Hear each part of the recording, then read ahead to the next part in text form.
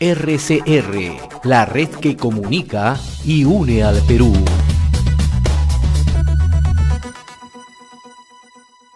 Ahora vamos a establecer comunicación directamente desde Tacna, ¿no? Allí gentilmente atiende la comunicación de RCR, Red de Comunicación Regional, el señor Julio Failó Rivas, economista, analista político, director de la revista Apuntes a Lápiz. Y como siempre le agradecemos la amabilidad de esta comunicación con RCR, Red de Comunicación Regional. Buenos días, don José, a su disposición. En primer lugar, vamos a analizar lo que ha significado ayer el debate de los equipos técnicos, ¿no? Cuáles han sido desde su punto de vista las fortalezas, cuáles han sido las debilidades, ¿no? Y hasta qué punto el debate puede generar, ¿no?, un cambio de actitud en el elector, ¿no? Hasta qué punto el debate puede, de una u otra manera, tomar, ¿no?, una partida en favor de uno o de otro, sobre todo cuando estamos a pocos días del proceso electoral, ¿no? Bueno, que el debate entre los técnicos del día de ayer, yo lo he visto más político que otra cosa, y en lo personal dudo que pueda tener algún efecto sobre el electorado, ¿no? Fuerza Popular, por ejemplo, perdió la oportunidad de plantear mensajes claros en torno a la descentralización y a la necesidad de ajustar el modelo económico que permita humanizarlo, ¿no? De manera que esto le podría haber sumado y acercado al electorado del interior del país, que es donde necesita capturar votos para ganar las elecciones, ¿no? Y por su lado, Perú Libre no fue lo suficientemente claro como para zanjar con el San Benito chavismo que le achacan, ¿no?, y ahuyente el fantasma del comunismo que al parecer solo recorre Lima, ¿no? Yo creo que un mensaje de tranquilidad para los limeños podría asegurar la victoria holgada de Pedro Castillo y que hoy se expresa en las encuestas últimas que hemos visto, ¿no? Ahora, en cuanto a la participación de los técnicos, ¿no?, desde su punto de vista, ¿usted considera que ha sido mucho más político que un debate técnico, ¿no? El tema de la economía, por ejemplo, ¿no?, que es un tema clave, ¿no? Usted es economista a la par, ¿no? ¿Cómo es que ha observado la participación tanto de Luis Carranza como lo de Pari Choquecota, ¿no?, un tacneño además que ha sido congresista, ¿no? Efectivamente, ¿no? Y es hartamente conocido, ¿no? Por ejemplo, yo esperaba, por ejemplo, de Carranza, seguramente un poco más, porque se enfrentaba a un candidato, a un técnico que no es muy conocido, Juan Pari, por sus dotes en el manejo económico. Si bien es cierto, él es economista, pero su ejercicio profesional lo ha desarrollado en otras dimensiones, más ligado al tema de la gestión social, ¿no? A Carranza se le conoce, él ha sido ministro de Economía, pero en realidad ahí yo esperaba que en lugar de plantear cifras muy específicas, muy concretas, medidas, que en algún momento él no era muy amigable, como por ejemplo este tema de pensión 65 de la cual todos hablan, ¿no? Y al parecer hay una competencia entre uno y otro. O sea, yo realmente esperaba, digamos, medidas de recuperación económica más, digamos, más técnicas, por decirlo de alguna forma, ¿no? El tema tributario. O sea, la idea que yo percibo es que Fuerza Popular perdió la oportunidad para que en materia económica pueda señalar que se podían haber planteado algunos ajustes que permita, por ejemplo, destinar recursos importantes hacia los sectores que requieren un apoyo crucial para poder enfrentar la pandemia y la crisis económica, ¿no? Se quedó la cosa bastante pequeña, habló de generar empleo, de un impulso fiscal y financiero a corto plazo, pero abandonaron el tema del mediano y largo plazo, ¿no? Y bueno, Pari es más político que otra cosa, digamos, si queremos comparar la mirada estadista de hecho esta parte de Luis Carranza prácticamente se dirigió más a la gente, no estuvo debatiendo con Pari, simplemente se dedicó a presentar cada una de las propuestas, ¿no? A mí en realidad me ha sorprendido por el sesgo social que le dio a su discurso, ¿no? Pero fue muy poco claro en la necesidad de producir cambios, porque en realidad es este el mensaje que tiene que llegar a la gente del interior, ¿no? Juan Pari se dedicó más a trabajar el tema político, tratar de plantear algunos cuestionamientos que, si bien es cierto, son válidos, pero que la gente esperaba un poco más, ¿no? Por ejemplo, cuando lo acusa en la última parte Carranza de aplicar el modelo, ¿cómo se llama?, de Venezuela, Juan Pari no tuvo una respuesta contundente frente a ese tema, dejando muchos vacíos, dejando mucha o poca claridad frente al tema del chavismo que se le achaca a Perú Libertario, ¿no?, o a Perú Libre. Ahora, en términos de equipo, ¿no?, también mucho se discute esto, señor Fagelón, ¿no? Da la impresión que Fuerza Popular concentra invitados de diferentes colectividades políticas que han trasuntado en varios gobiernos, ¿no?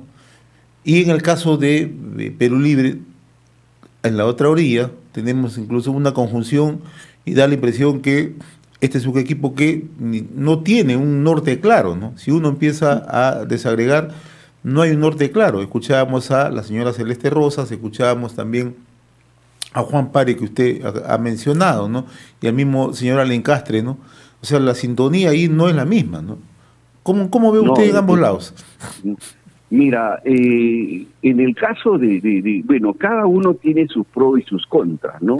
En el caso por ejemplo, del equipo técnico de Fuerza Popular, es gente que ya ha estado en otros gobiernos, ¿no? Entonces, un poco que cuestionar el modelo como si no hubieran tenido que ver con el modelo o con los diferentes gobiernos, pues no los hace, no les da una ventaja de poder criticar los diferentes niveles de gobierno que han ejecutado el modelo producto de la Constitución, que es lo que la gente percibe finalmente. O sea, estoy tratando un poco de recoger las percepciones ciudadanas en torno a la discusión política, ¿no? Que ha sido obviamente más que técnica, como te señalaba, ¿no? Entonces, hay gente conocida, pero lamentablemente el equipo de Fuerza Popular, la mayoría de ellos no tiene, como quien dice, un pasado político más que interesante, ¿no? O sea, hay gente que es muy cuestionada, ¿no? En cambio, pero obviamente su fortaleza es la experiencia que han tenido cada uno de estos funcionarios en la gestión del gobierno, más allá de los errores que puedan ocurrir. En el caso de Perú Libre, la fortaleza es que hay gente con rostros nuevos, ¿no?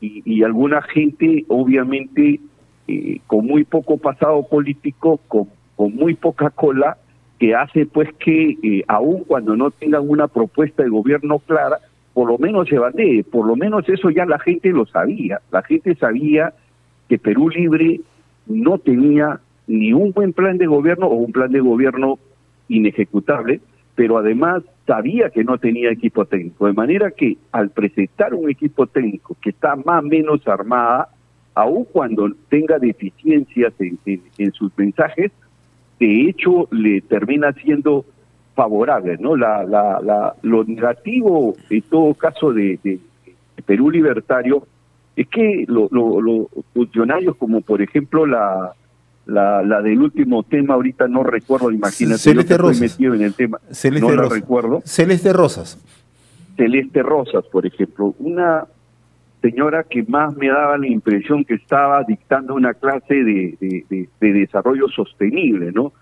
Frente a una nanoguerra que si bien es cierto no es su fuerte de nanoguerra, pero Nano tuvo la suficiente habilidad como para poder jalar a los temas que se estaba discutiendo, jalarlo a temas que él efectivamente maneja, ¿no? Ahora, no sé, ¿qué otra cosa? Sí, vamos ahora a analizar las encuestas, ¿no? Porque ayer ayer se publicaron dos encuestas, ¿no? Una de el Instituto de Estudios Peruanos, ¿no? Donde le da un margen de 10 puntos a Pedro Castillo, es una encuesta telefónica. Y la segunda presentada anoche ha sido a través de Ixos, ¿no? Por América Televisión, ¿no? Es decir, es un simulacro, ¿no? Donde le dan 5 puntos hacia arriba a Pedro Castillo sobre Keiko Fujimori, ¿no? Entonces, ¿cómo está evaluando usted el desarrollo de las encuestas y qué tanto esto puede ir cambiando si es que se da esa posibilidad en los próximos días, ¿no? Sí, mira, yo quería plantearte algunas premisas que según mi percepción expresan los resultados, ¿no? O sea, yo creo que, por ejemplo, la estrategia de campaña, ¿no? O sea, creo que la estrategia de campaña, el alineamiento de todos esos sectores, por ejemplo, el caso de Vargas Llosa y Pedro Cateriano, yo lo que percibo es que ellos han perdido la oportunidad de ser los grandes mediadores de los ciudadanos para exigir en democracia un gobierno y un congreso de emergencia, ¿no? Un congreso de unidad nacional que permite enfrentar la crisis sanitaria, ¿no? Cualquiera que salga elegido, ¿no? Por el contrario, ellos al haberse colocado al lado del fujimorismo, a quienes antes ellos los criticaban y eran grandes enemigos y que los acusaban justamente por ser expresión de una dictadura que hoy se le acusa a Pedro Castillo, por ejemplo, ¿no? Esto de acá se ha sumado a esta estrategia de campaña que para mí pésima, ¿no? Que se alinean todos contra Castillo, que por lo menos esa es la percepción. Lo único que ha hecho es favorecerlo, ¿no? Y también ha comprometido símbolos que hasta ahora nos había juntado. Por ejemplo, usar símbolos patrios y la de algunos jugadores de la selección en una campaña de polarización y de enfrentamiento entre estos dos candidatos ha sido realmente una de las peores ideas que yo he visto en campaña, ¿no? Entonces, esta es una muestra, los resultados electorales son una muestra de esta mala estrategia de campaña, ¿no? Donde le dan a Castillo una diferencia que va entre 5 y 10 puntos, ¿no? Estamos hablando prácticamente de todas las encuestadoras, ¿no? A pesar de los errores que ha cometido Perú Libre, ¿no? Yo estoy mirando algo muy peligroso, mi estimado, y algo que me preocupa y algo que parece no entender los poderes fácticos. Parece que no se entiende que para mal o para bien, Pedro Castillo es expresión de una ruptura social y una deuda que tiene el Estado o que tiene el país con la gente más necesitada. Entonces, al plantearse una estrategia de todos contra él, sin reconocer que él es expresión de eso, termina todo esto como un boomerang. La gente se da cuenta, ¿no? Esto pasó con Fujimori, Vargas Llosa, luego pasó Fujimori con Toledo, ha pasado Toledo con Alan, ha pasado esto con Keiko Alan, ¿no? De manera que hay experiencias que creo yo que no han logrado que se entiendan, ¿no? Y esto para mí es muy peligroso porque para la percepción ciudadana, por ejemplo, yo sí creo que no se ha alejado los riesgos para la democracia, ¿no? O sea, si gana la señora Fujimori ya la gente más o menos sabe qué cosa pasará, pero si Pedro Castillo gana con una gran holgura, yo creo que puede que los sectores radicales al interior de Perú Libre se valetonen y pongan en riesgo la posibilidad de un gobierno amplio que ayude a enfrentar la crisis sanitaria y económica, ¿no? Ahora, o sea, no alimenta mucho el alineamiento de todos contra un pobre profesor provinciano. O sea, eso parece que no se entiende, ¿no? Y al no entenderlo, toda esta avalancha lo único que hace es que la gente se sienta agredida. O sea, yo no voy a justificar de ninguna manera la agresión que tiene, que tiene alguna gente de Pedro Castillo, pero también de una gente común y corriente que ve a los medios de comunicación alineados contra una propuesta que ellos se sienten que las representa, ¿no?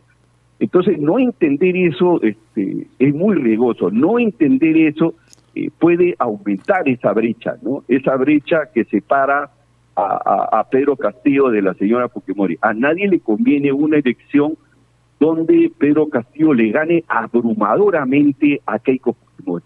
Eso tampoco es bueno por justamente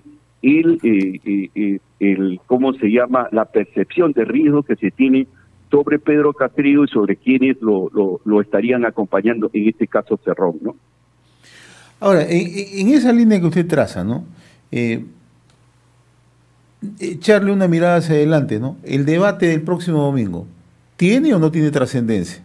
La gente... Bueno, de hecho, el debate del próximo domingo, mira, yo les aconsejaría de veras que ya no se metan. O sea, meterse en el proceso electoral es como si le metieran más gasolina al fuego. O sea, no aprendemos al final, no aprendemos.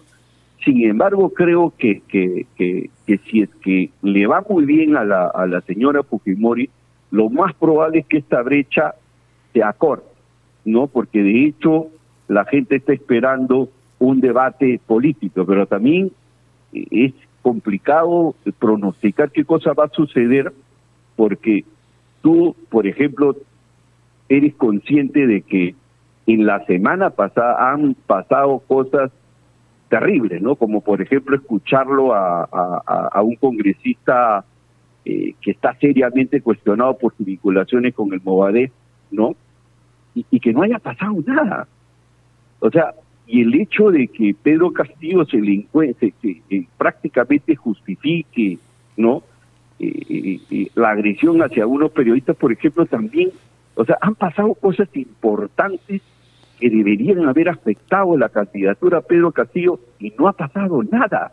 Al contrario, en lugar de descender, se ha incrementado su nivel de porcentuales, lo cual indica, estimado José, que está funcionando mal esa estrategia de campaña de todos contra Castillo, ¿no? Esa es la percepción que te puedo dar. Y eso puede ocurrir con el debate, ¿no? En el debate puede ganarlo Keiko Fujimori porque posiblemente tenga mayores recursos. Si es que no se prepara Pedro Castillo, caramba, y eso puede pasar. Es complicado, ¿no? O sea, ahí me parece ahí que han habido errores de las dos partes, pero creo yo más errores de gente externa que se inmiscuye en un proceso electoral que supone debería dejar en libertad para que todos. No es bueno que los medios de comunicación se inclinen hacia un candidato. No es bueno que las encuestas alineen sus resultados. No es bueno que se utilicen símbolos patrios y a la selección peruana, que han sido en los momentos más críticos de unidad, o sea, son elementos que nos juntan, que nos unen, y utilizarlo debilita las posibilidades o los elementos de unidad que necesita un país. Ahora, y los resultados de las encuestas manifiestan y rechazan eso, ¿no? Ahora, cuando usted señala que las encuestadoras alinean sus resultados, ¿nos estamos refiriendo a qué específicamente? Yo, por ejemplo, no te pongo en mención un ejemplo bien concreto, bien específico, que seguramente tú que manejas información te vas a dar cuenta. A los 4 días de las elecciones, la señora Fujimori triplica su votación. 4 días, mi estimado José. Eso no ha ocurrido en ninguna elección pasada, en ninguna. O sea, triplica su votación luego de haberse mantenido estancada. O sea, a mí me da la impresión que han querido inflar las encuestas para favorecer a la candidata. O sea, yo no dudaba que lleguemos a unas situaciones como la que estamos ahora, porque obviamente conforme se va acercando a las elecciones, obviamente la gente va tomando, se va decantando, va tomando una posición conforme se desarrolla la campaña, ¿de acuerdo?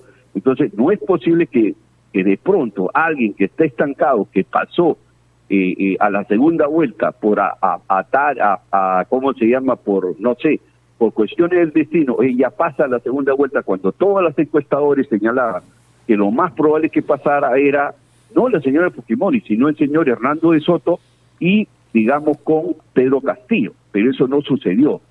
Si tú recuerdas, las encuestas proyectaban una pendiente muy fuerte a favor de Hernando de Soto. O sea, para mí era totalmente posible que Hernando de Soto pasara a una segunda vuelta. Entonces, una candidata que está estancada, que efectivamente los resultados finales dieron el mismo porcentaje que las encuestas daban de estancamiento de los 7 meses, de pronto se triplica. Eso no es normal. Yo hago encuestas, por eso te digo qué es lo que puede o no suceder. Y cojo la historia para poder ver si efectivamente sucede luego de 4 días que alguien pueda triplicar su voto, sobre todo cuando hay niveles de resistencia muy fuertes. Segundo, me llama la atención que las encuestadoras, por ejemplo, empiecen a acercar muy cerca a Pedro Castillo, pues casi todos llegaron a acercarla hacia menos de 2 puntos, ¿no? Pedro Castillo seguía cometiendo errores, y en lugar de que la señora Fujimori, con la tendencia que las encuestas estaban planteando, una tendencia creciente, de pronto esa tendencia creciente se revierta cuando está apenas menos de 2 puntos, de donde cualquier persona que conozca algo de estadística, esas tendencias crecientes hacían de manera inevitable que la señora Fujimori pasara en 2-3 días al señor Pedro Castillo. Sin embargo, no ocurrió. Hay un punto de quiebre en las encuestas de la semana pasada y ahora muestran un resultado, digamos, a favor de Pedro Castillo, que finalmente no se termina de explicar, porque ¿cómo es posible de que Pedro Castillo cometa errores? Digamos, Perú Libre, el mismo Pedro Castillo, y al contrario, en lugar de decrecer, termina creciendo. Entonces, eso da un poco que pensar, ¿me entienden? ¿No? O sea, o hay errores metodológicos que no están siendo consignados, cuestión que es difícil de creerlo, o algo está pasando. O sea, algo raro está pasando. Muy bien, don Julio Failo, como siempre yo le agradezco la amabilidad que ha tenido con RCR, Red de Comunicación Regional.